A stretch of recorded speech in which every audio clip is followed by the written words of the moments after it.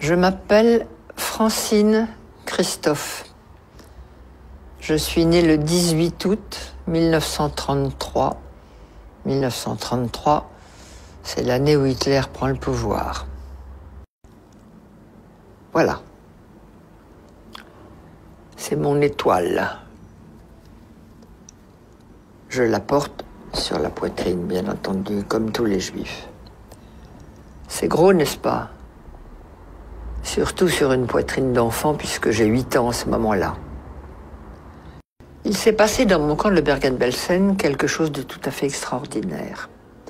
Je rappelle que nous étions des enfants de prisonniers de guerre et à ce titre privilégiés.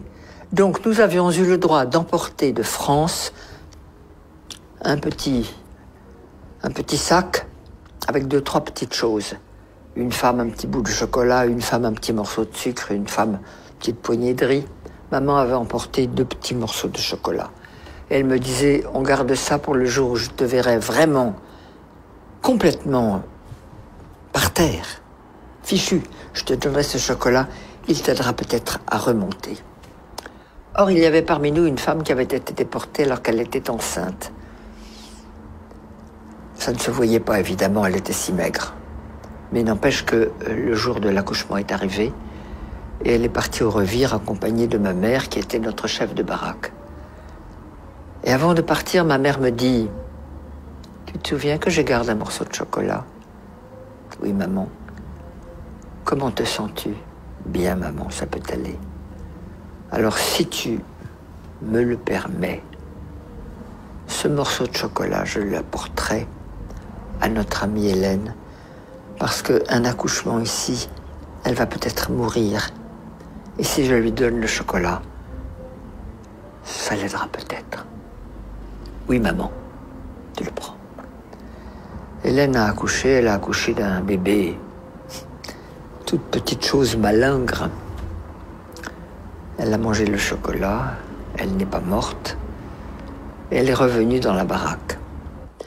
Le bébé n'a jamais pleuré, jamais, pas même Jeun.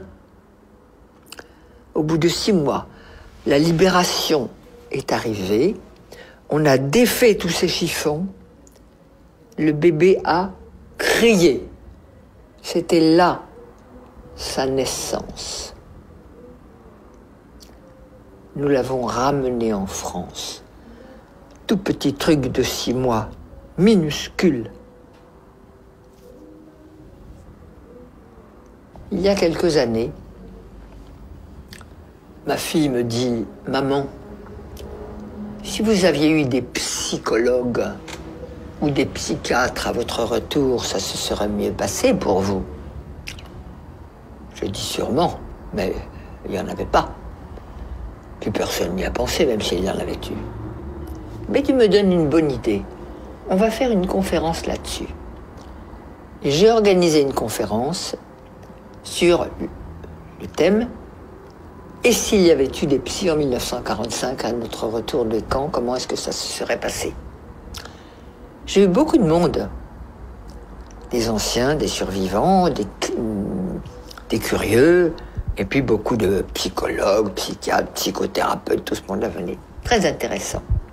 Chacun avait son idée, c'était très bien.